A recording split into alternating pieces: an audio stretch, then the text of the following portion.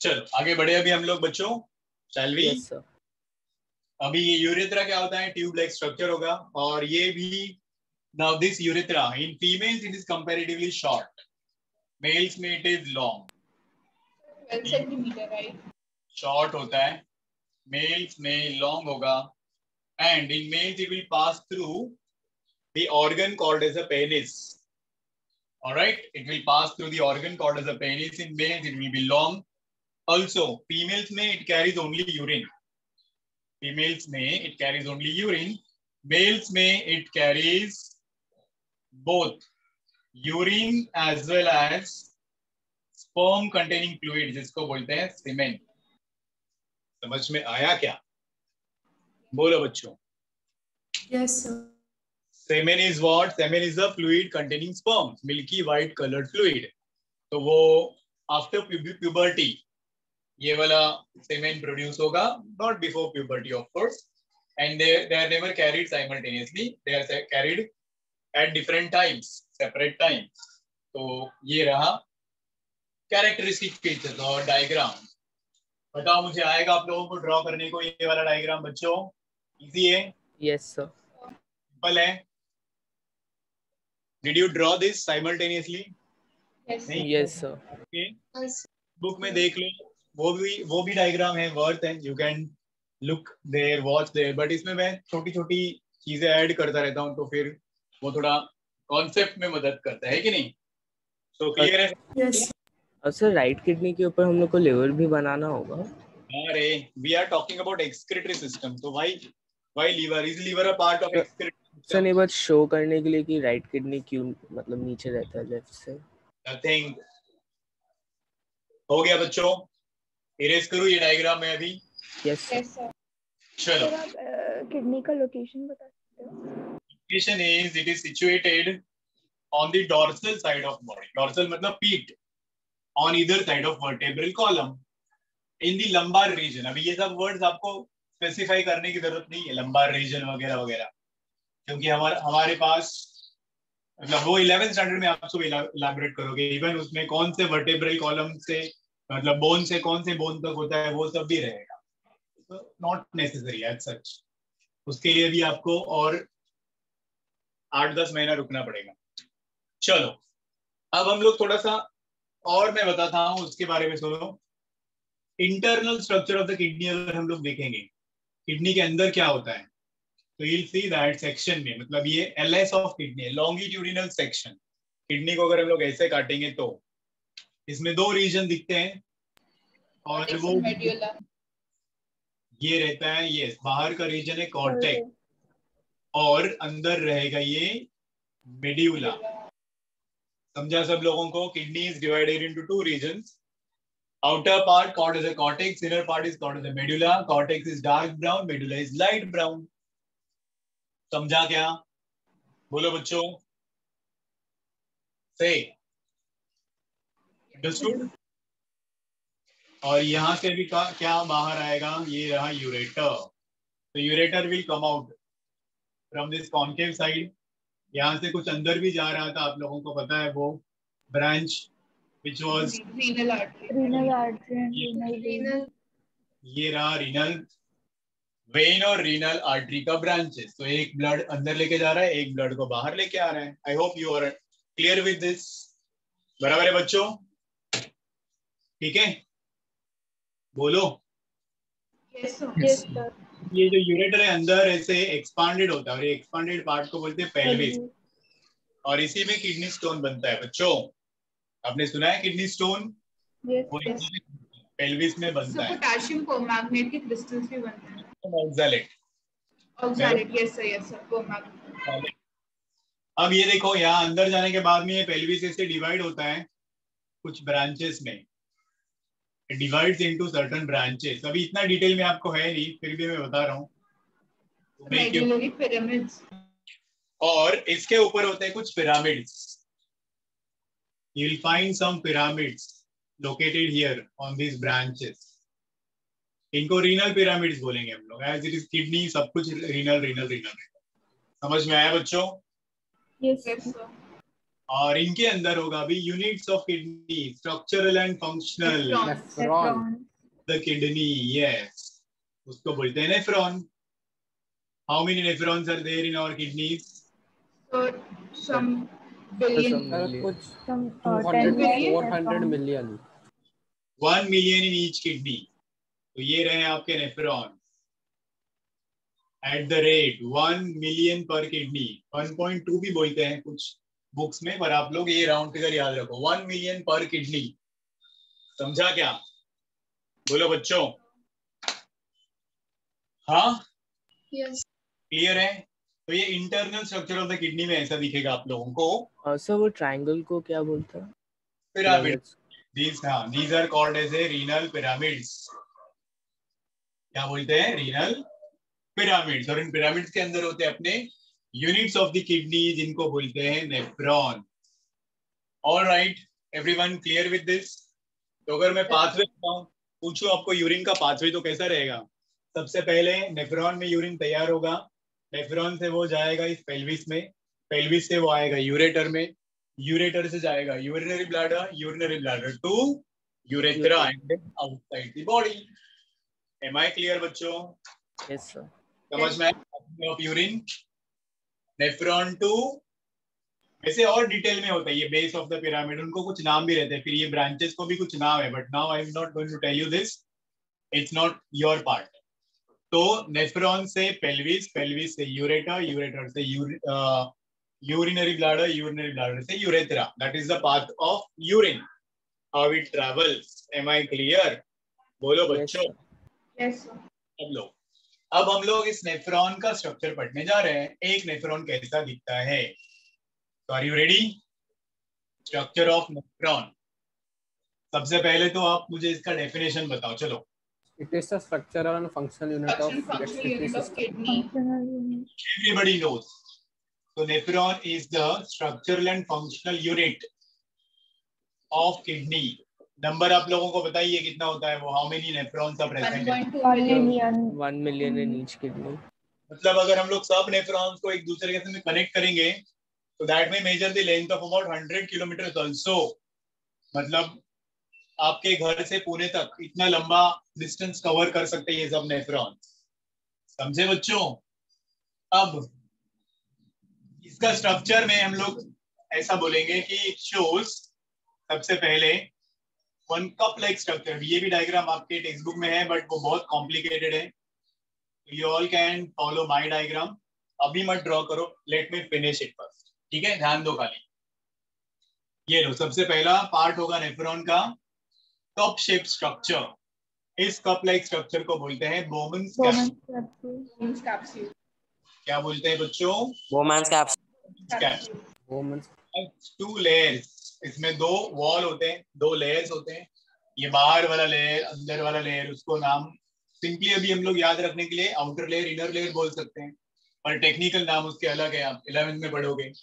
ये हो गया बोमन्स कैप्सूल। अब ये बोमन्स कैप्सूल आगे कंटिन्यू होगा ऐसे एक कॉइल्ड ट्यूब में, और इस कॉइल्ड ट्यूब को बोलते हैं PCT। स्टैंड्स फॉर PCT का Proximal convoluted tubule. yes, smart children are telling, see, proximal convoluted tubule। समझा बच्चों? proximal convoluted tubule। और अब ये कंटिन्यू होगा एक यू शेप के साथ में, और इस यू शेप का नाम है Loop of Henle. Yes, Henle's loop, और यू से लूप ऑफ हेनले। क्या नाम है? Loop of Henle. ठीक है बच्चों, समझ में आ रहा है क्या? और अब ये एक और ट्यूब बनाएगा ऐसा, इस ट्यूब का नाम है Distal convoluted tubule. PCT। yes, stands for distal convoluted tubule। convoluted मतलब coiled।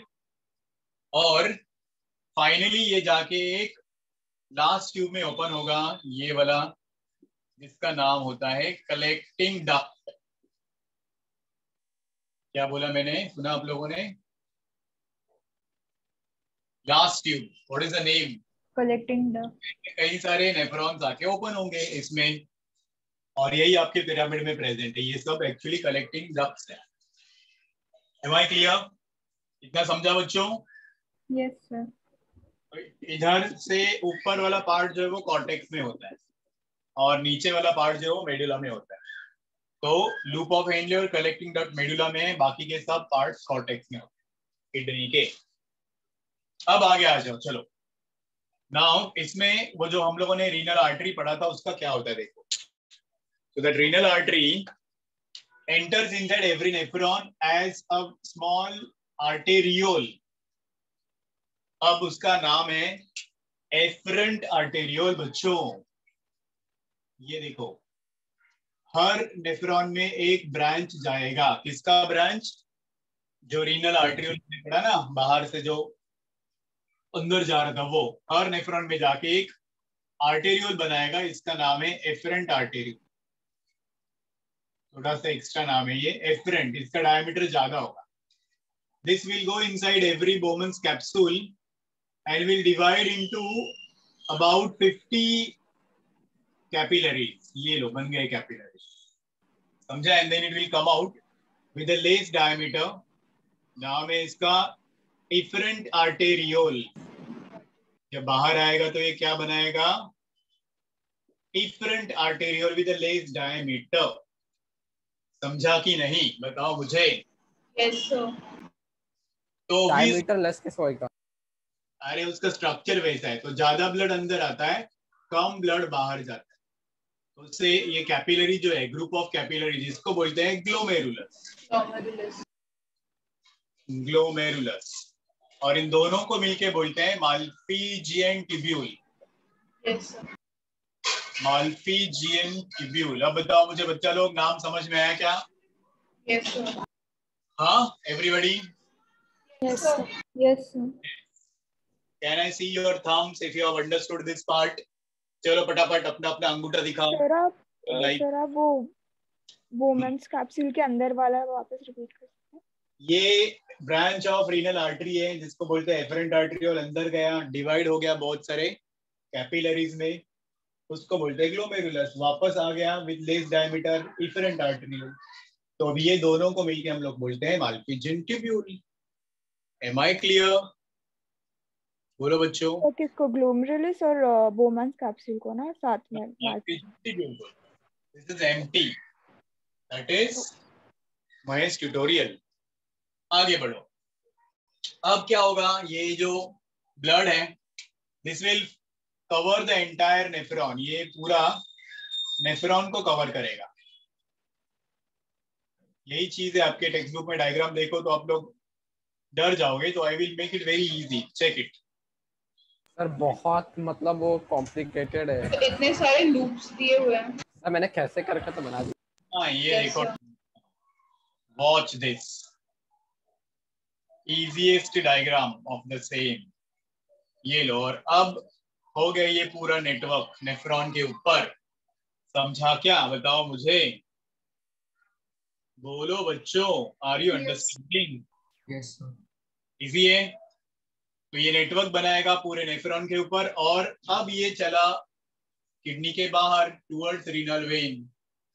कहाँ जाएगा? ये रीनल वेन में ओपन होगा। समझा कि नहीं? हेलो? Yes sir. तो ये है रहा आपका diagram, most easy diagram compare to your text book. बताओ मुझे भी, आप कंपेयर करो इसको टेक्स्ट बुक के डायग्राम के साथ में, और तो ये कितना इजी है समझने के लिए और बनाने के लिए। अरे देन व्हाट? आगे बढ़ो। अब इसके बाद में जो पार्ट बचता है, that is the last part which you should know about, और वो है how urine is formed, the process of formation of urine. तो मैं वो बताता हूँ, उसके पहले आप लोग ये स्क्रीनशॉट वगैरह लेना है तो ले लो, अगर ड्रॉ किया तो फिर वेल एंड गुड। चलो do it fast.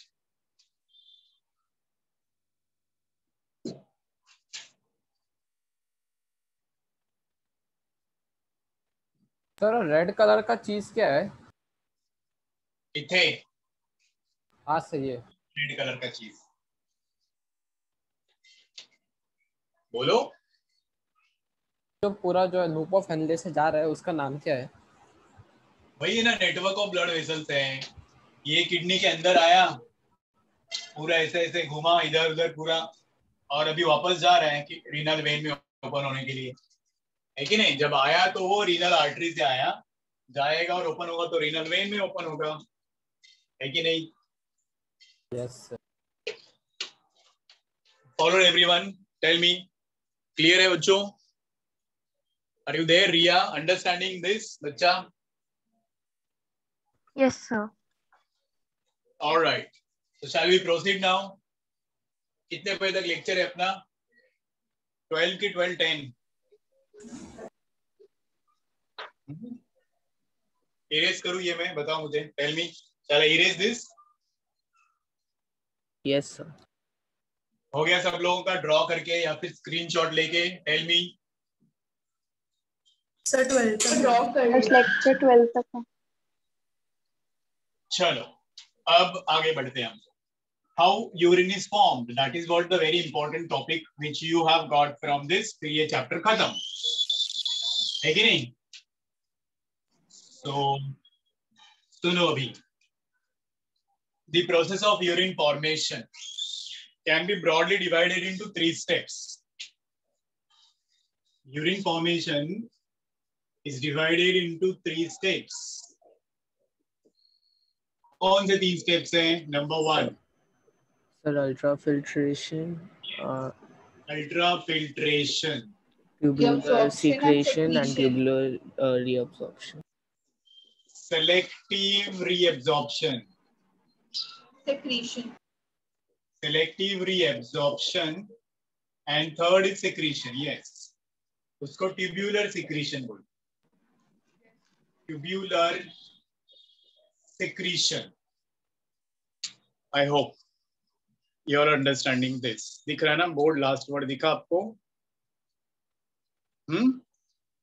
Yes, sir. So 3 steps. Look at this everyone. क्या क्या steps है?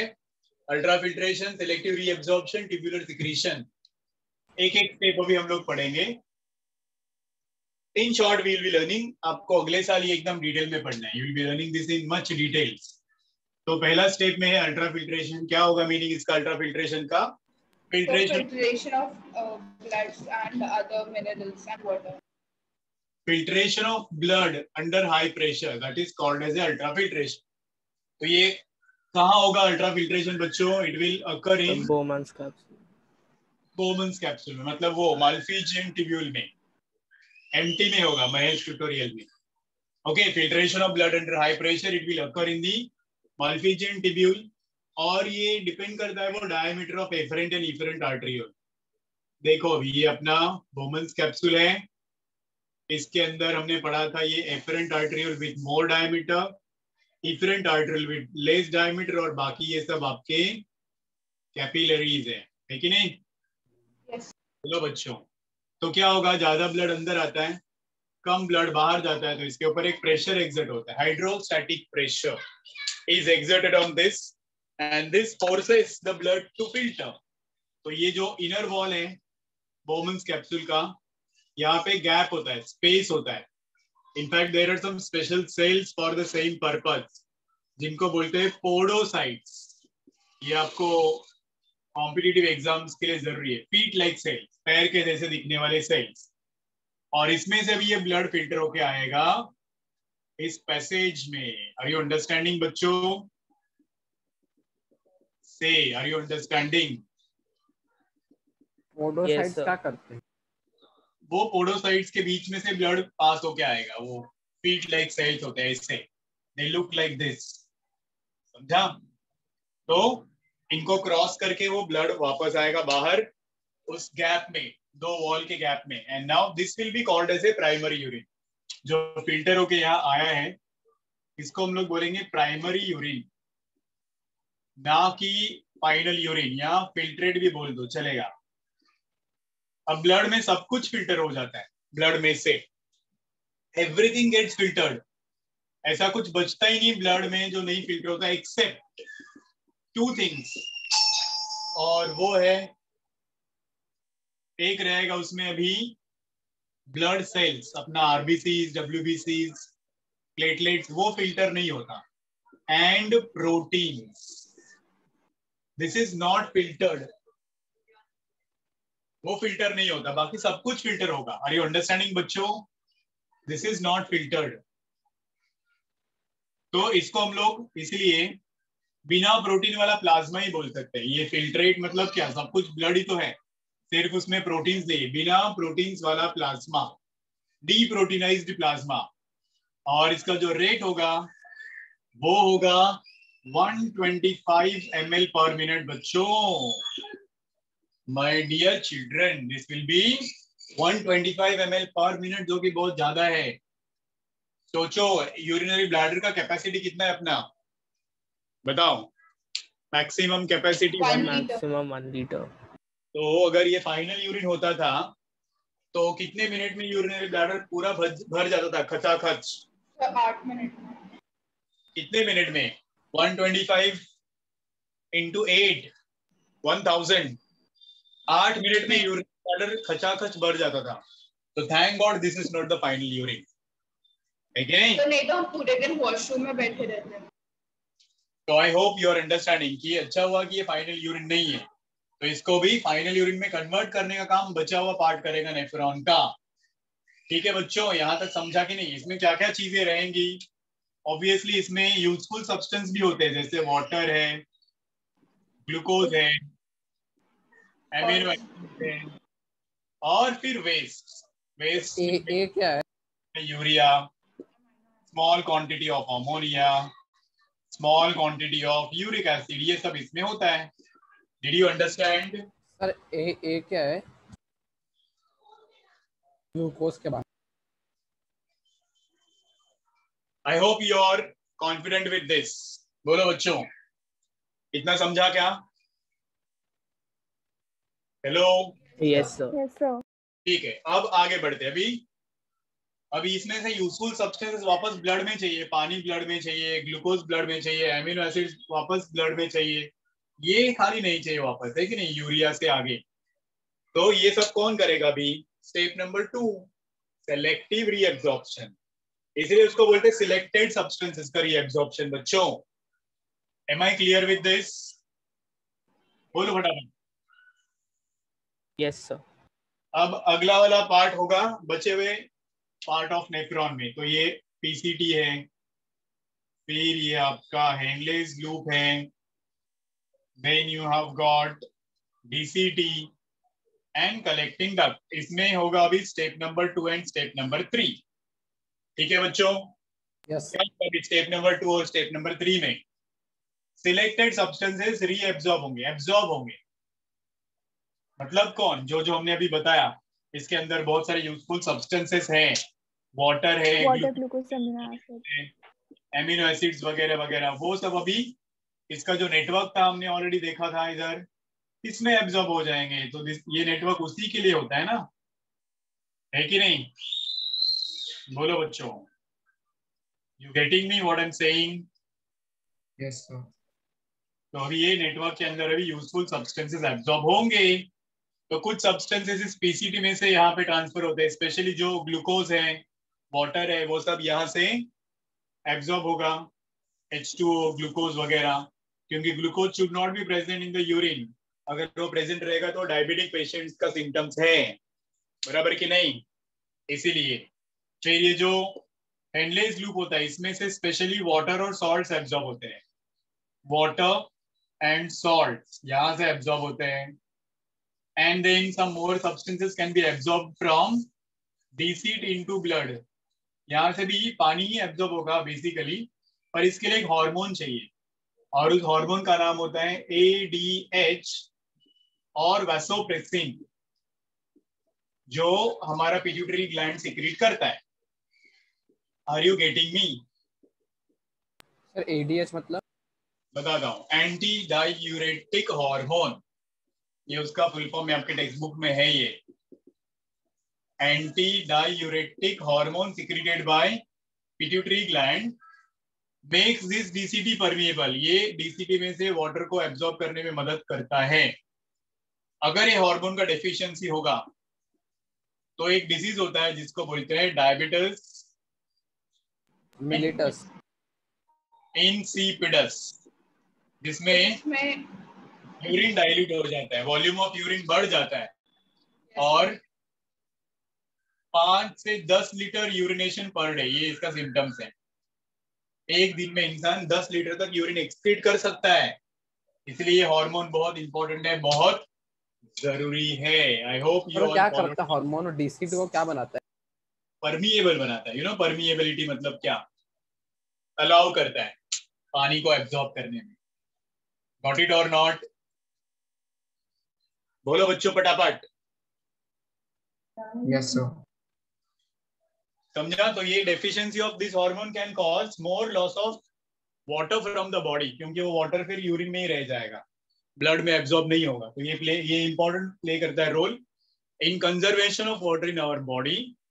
प्लस दिस हार्मोन का डेफिशिएंसी से आपको ज्यादा प्यास लगेगी, मतलब इट कॉजेस इंक्रीज्ड थर्स्ट, क्योंकि पानी ज्यादा के साथ में तो लोगों को ज्यादा प्यास भी लगती है। तो ये उसका सिम्टम्स है। और फाइनली जब अभी ये कंटेंट यहाँ पहुंच जाएंगे कलेक्टिंग डक्ट में, तो आप इसका वॉल्यूम मेजर करोगे तो ये रहेगा 1.25 ml पर मिनट। जो यहाँ पे 125 ml था एक मिनट में, वो इधर कितना बना? 1.25 ml per minute. Are you understanding बच्चों? Yes sir. मतलब 99% सब्सटेंसेस वापस ब्लड में चले गए, और इसलिए ये सबसे इंपॉर्टेंट प्रोसेस है सिलेक्टिव रीएब्सॉर्प्शन। ये उन सब्सटेंसेस को वापस भेज देता है अपने ब्लड में। और अब इस रेट से आप मेजर करोगे तो एक दिन में बनेगा 1.8 लीटर यूरिन। हाँ कि ना?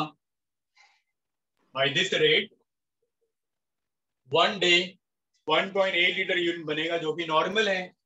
और अब इसको हम लोग बोल सकते हैं फाइनल यूरिन। हाँ कि ना? बताओ मुझे। This can be called as now final urine. क्या क्या एब्सॉर्ब करता है सिलेक्टिव एब्सॉर्प्शन में? सब कुछ except those urea, uric acid और अमोनिया। बाकी पानी, glucose, salts, everything. Am I clear बच्चों? Tell me. हेलो, हाँ कि ना? बताओ बच्चों। Yes sir. अब ये जो तीसरा स्टेप है आपके सिलेबस में नहीं है, फिर भी सुन लो। मतलब हम लोगों का किडनी एडवांस्ड है, हमारे पास ग्लोमेरुलस है। फिश के पास, फ्रॉक्स के पास, ये उनके हर किडनी में ग्लोमेरुलस नहीं होता। तो फिर उनका वेस्ट कैसे जाएगा नेफ्रॉन में? तो उनके पास एक ही अल्टरनेटिव है, सीधा उनका वेस्ट ब्लड में से यहाँ सिक्रीट, डीसीटी में और कलेक्टिंग डक्ट में सिक्रीट होता है, रिलीज होता है। कहाँ पे? डीसीटी में और कलेक्टिंग डक्ट में। तो उस प्रोसेस को बोलते हैं ट्यूब्यूलर सिक्रीशन। तो हम लोगों में ये मेजर प्रोसेस नहीं है, but in those animals whose kidneys are less developed, this is very important process for them. Am I clear? आप वापस रिपीट कर सकते हो? जो यहाँ फिल्टर नहीं हुआ है बट प्रेजेंट इन ब्लड है, कुछ वेस्ट ऐसे हैं जो यहाँ फिल्ट्रेशन से यूरिन में नहीं पहुंचे, वो क्या होंगे? वो ब्लड उसको डायरेक्टली यहाँ रिलीज करेगा, ये दो पार्ट्स, कलेक्टिंग डक्ट में और ट्यूब, ये वाला डीसीटी में। उसको बोलते हैं tubular secretion. Am I clear? Yes sir. चलो फिर ये रहा आपका urine formation and we are done with this chapter. सबसे बड़ा चैप्टर हम लोगों ने इसके साथ में खत्म कर दिया है। Alright everyone. तो ट्यूबुलर सिक्रीशन तक क्या होगा? ट्यूब्यूलर सिक्रीशन मतलब जो सब्सटेंसेस फिल्टर नहीं हुए हैं वो ब्लड में से यहाँ रिलीज हो जाएंगे, डीसीटी में और कलेक्टिंग डक्ट सिक्रीट हो जाएंगे। समझा? Yes. That is a small step. हम लोगों में इतना मेजर प्रोसेस नहीं है, पर मैंने बोला फिश में ये ग्लोमेरुलस होता ही नहीं है, तो फिर उनका वेस्ट रिमूव करने का एक ही अल्टरनेटिव है, वो है ट्यूब्यूलर सिक्रीशन। मतलब वो ब्लड में से सीधे यहाँ जाएंगे, सिक्रीट हो जाएंगे, उनमें अल्ट्रा फिल्ट्रेशन होता ही नहीं। ठीक है बच्चों? लेक्चर कितने बजे तक है? 12 की 12:10? 12। ओके, तो टाइम हो गया मतलब अपना। चलो ठीक है। So that's all for today. अभी आप लोग इसको गो थ्रू कर लो and you can ask me the questions. Sir, I wanted to take a Excuse me, screenshot. sir. Could you please? बोलो बच्चों. Yes, I'm listening. हाँ सर. सर अभी जो मेजर टेस्ट रहेगा उसमें दोनों चैप्टर आएंगे. एक ही तो हुआ ना, दो कहाँ हुआ अपना. हाँ सॉरी, मतलब सर ये एक ही चैप्टर आएगा पूरा. Obviously, yes. एक ही चैप्टर पर अभी अब सब कुछ रहेगा. Nutrition, respiration, excretion, transportation. Is that clear? Okay sir. So start preparing. And it is also objective test होगी ना बच्चों. Yes sir. Objective test. ठीक है. तो good luck for the exam. अभी हम लोग अगला चैप्टर पढ़ेंगे, फिर कंट्रोल एंड कोऑर्डिनेशन. इससे रिलेटेड कुछ क्वेश्चंस करने थे मेरे को, अभी वो देखते हैं हम लोग. डाउट क्लास वगैरह लगेगा अपना कुछ, तो in that we will do. चलेगा. चलो bye bye. Bye sir. Thank bye you sir. Sir. Thank you sir. Thank you, sir. Enjoy your Sunday.